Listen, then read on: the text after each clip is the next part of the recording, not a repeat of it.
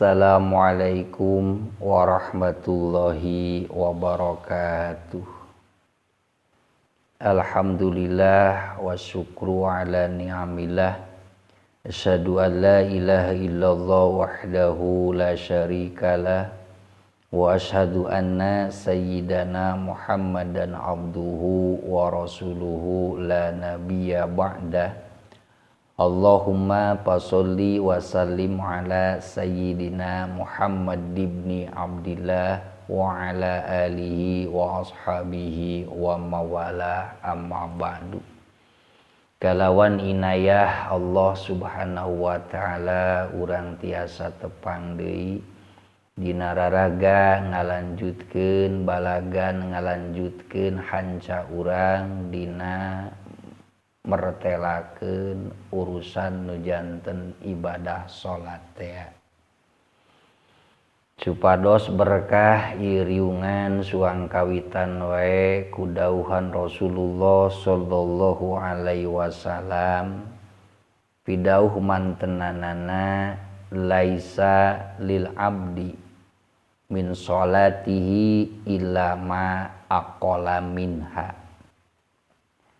Laisa henteu aya eta tetep lil abdi pikeun hiji jalma min sholatihi tina sholatna si abdun illa ma angin perkara aqala anu ngarti anu paham tegesna anu hadir hatena si hamba minha tina sholatna si hamba.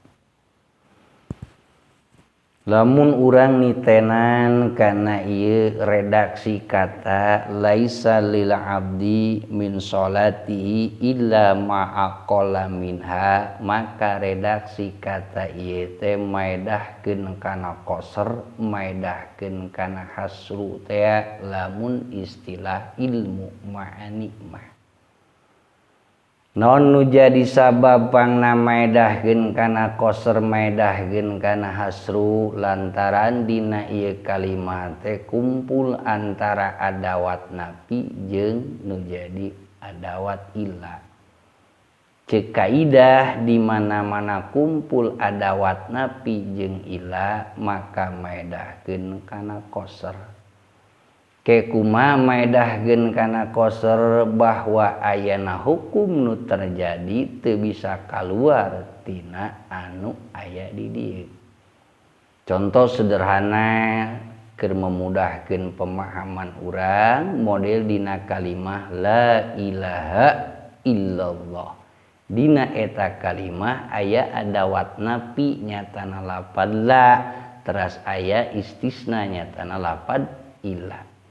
Maka makna tina lapad la ilaha illallah lamun ceuk barudak santri mah adalah subutul ilah maksurun wa makhsusun billahi la yata'ada illa ghairihi.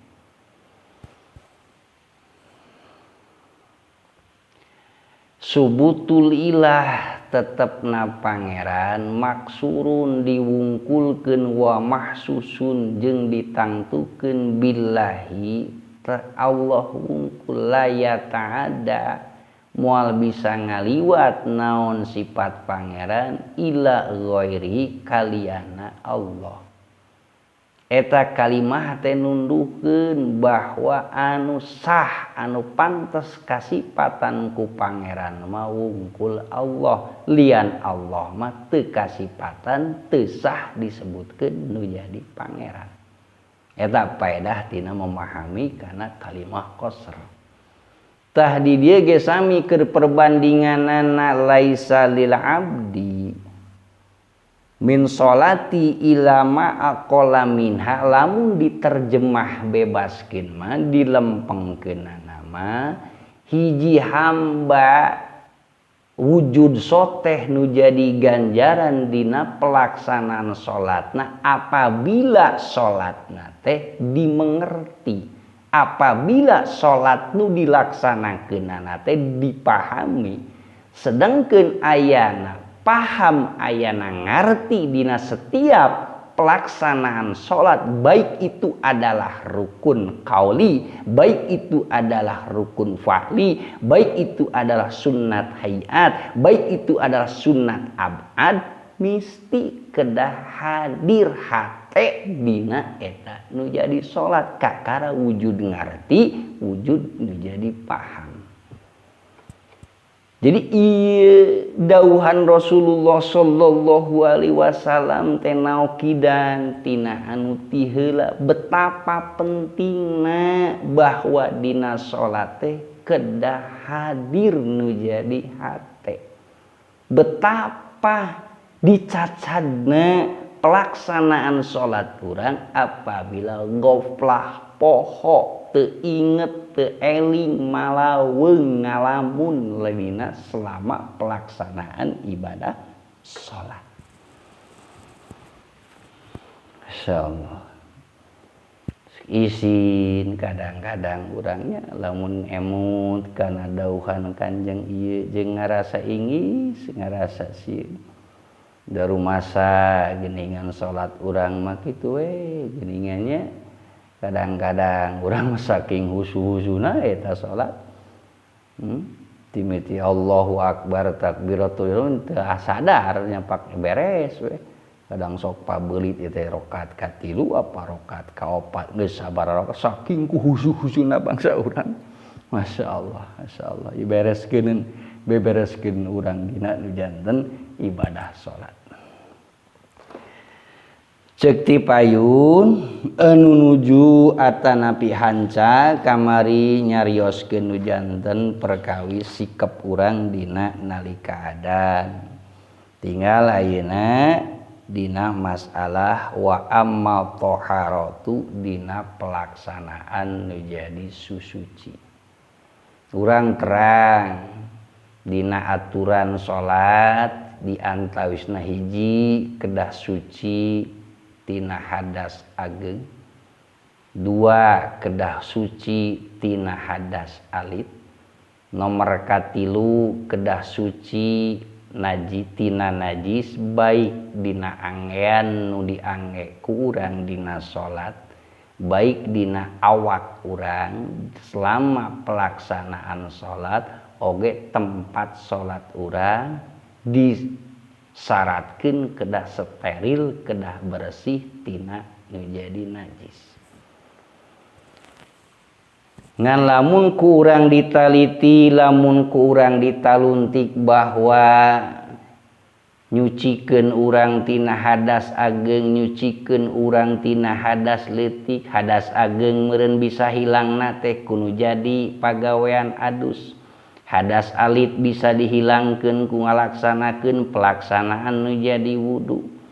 Teras anu jadi suci, nu jadi anggean suci, nu jadi tempat salat suci, nu jadi awak urang bisa ku nu jadi pelaksanaan mandi atanapi bebersih. Sabada ditaluntik ternyata nu bieu kabeh mah hanya sakadar susuci teh terhadap jawarih urang, terhadap anggota tubuh urang anu katempo nu katenyo ku urang. Maka dina cara susuci kade ulah hilap, dina hartos ulah hanya sakadar susuci teh tina hadas leutik hungkul. Ulah hanya sakadar susuci teh tina hadas gede hungkul. Ulah hanya sakadar nu disucikeun teh tempat salat urang, nu disucikeun teh awak urang, nu disucikeun teh adalah anggean urang dina pelaksanaan salat, sementara urang poho kana kesucian kana kebersihan nu jadi manah urang dina pelaksanaan susuci tersebut. Tumatak cek di dieu ngemutan ngelingan cek musonib Bismillahirrahmanirrahim pala taghfal maka ulah poho anjeun an labika tina hate anjeun alladzi an huwa ari ladzi te eta zatuka dat anjeun wa huwa jeung ari zate eta qalbuka hate anjeun. Jadi maksudnya susuci memang adalah syarat sah nu jadi salat. Cuman susuci nu disyariatkeun mah adalah susuci terhadap nu katenjo nu katempo ku urang. Kade ulah poho susuci tina batin urang bade pelaksanaan nu jadi salat. Susuci tina naon sabab qalbu urang batin urang kedah disucikeun tina qaduroh tina kokotor nu nyangkrung dina batin urang nu nyangkrung dina qalbu urang.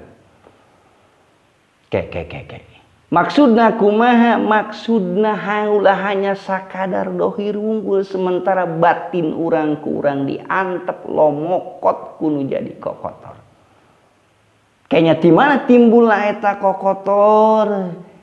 Dauhan Imam Ghazali dina kitab Ihya diuningakeun bahwa bila mana aya hiji pelaksanaan maksiat anu ku urang dilaksanakeun maka eta teh pada hakikat nama terdapat hiji titik hitam, titik hideung dinu janten manah urang. Sakali urang ngalaksanakeun maksiat maka wujud titik hideung dina manah urang. Dua kali ngalaksanakeun maksiat maka dua titik hideung nu wujud dina manah urang. Tilu kali ayeuna mah ngalaksanakeun maksiatna teh ya tilu titik hideung. Sedangkeun urang rumasa jeung ngarasa henteu setiap sapopoe ngalaksanakeun toat selalu aya maksiat anu kurang dilaksanakeun. Urang henteu sadar bahwa maksiat urang teh ngepek kana jadi qalbu urang, jadi hideung qalbu urang jadi kotor. Maka tina kakotoran tina hideungna hate tong aneh. Saking ku loba ting pamaksiatan dilaksanakeun ku seseorang nimbulkeun hate hideung tina hideung hate maka hilang nur iman, hilang cahaya keimanan di eta jalma. Minimalna jalma bakal ngabogan qaswatil qalbi, bakal ngabogan hate anteas tina akibat maksiat nu dilaksanakeun ku eta jalma. Ngartos ieu. Awas ieu. Ya, awas. Maka nalika pelaksanaan susuci kalimah kadieuna faztahid lahu tathiron bitaubati wan nadami ala ma farata wa tasmimil ajami ala tarki fil mustaqbali. Ari sakuduna sebelumna urang kedah nyucian nu jadi batin urang kuduna mah cuman apabila sulit pelaksanaanana maka cek di dieu faztahid kudu berjuang anjeun teh lahu tathiron bitaubati wan nadami. Dina hartos kumaha dina hartos pelaksanaan nu jadi susuci diimbangi dibarengi jeung pelaksanaan nu jadi tobat jeung rasa rumasa tu rasana langsa dina hate dumeh pernah ngalaksanakeun nu jadi pirang-pirang dosa. Sabab teu aya nu bisa ngabersihan tina dosa, nu ngabersihan tina hideungna hate iwal ku pelaksanaan tobat, ku pelaksanaan rasa nalangsa anu banget tina pelaksanaan dosa tersebut. Maka cek sapalai keterangan, ciri jalma tobat anu bener teh ditandai ku ngeclakna cai soca. Saukuran lobana cai soca anu ngeclak dina pelaksanaan tobat maka cai soca tersebut adalah ngamurnikeun ngabersihkeun tina hideungna hate urang akibat tina nu jadi pamaksiatan. Jadi ulah hanya sakadar emutan urang teh memperhatikeun kana susuci dohir wungkul tetep kudu inget kana nyucikeun batin urang dina pelaksanaan nu jadi ibadah wudu tersebut dina toharohna ya, dina toharohna. Non sabab fa innahu maudhi'u nadri ma'budika. Lantaran ayana batin urang mah adalah tempat perhatiana Allah anu diibadahan ku anjeun. Dak aya keterangannya, aya keterangan bahwa Allah mah teu ningali warna kulit anjeun, teu ningali rupa anjeun, tapi nu ditingali teh pirang-pirang hate anjeun. Jadi perhatian Allah, fokusna Allah memperhatikeun ka manusia mah lain ditingali tina rigi awakna, lain ditingali tina warna kulitna urang manahna, lain ditingali tina turunan saha-sahana, tapi nu diperhatikeun ditalun ku Allah teh adalah hate urang. Tak urang kudu ngarasa izin urang rek dumeheus ka Zat anu maha suci sementara hate urang masih keneh bolokot ku najis-najis secara maknawi. Depan kitu hayang bisa panggihna anu suci, hayang bisa manggihan anu suci kan syaratna kudu suci lah. Udah urang ngagaduhan ya gambaran ya secara dohir we. Masjid adalah tempat anu suci.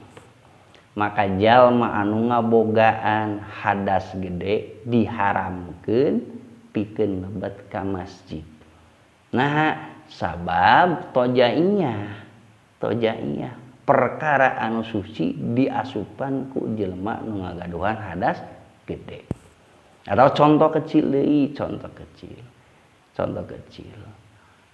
Quran teh adalah kitab suci.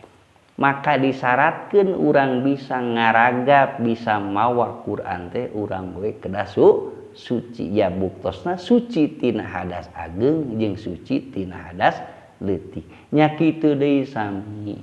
Urang teh pan salat teh bade munajat ka Allah, bade ngadeuheus ka Allah. Ari Allah urang diyakinkeun Allah Zat anu maha suci. Maka bakal bisa urang dumeheus secara maksimal terhadap anu suci, memehna urangna oge kedah suci. Suci naon? Ya tadi teh suci dohir oge terpenting suci nu janten batin urang sadaya.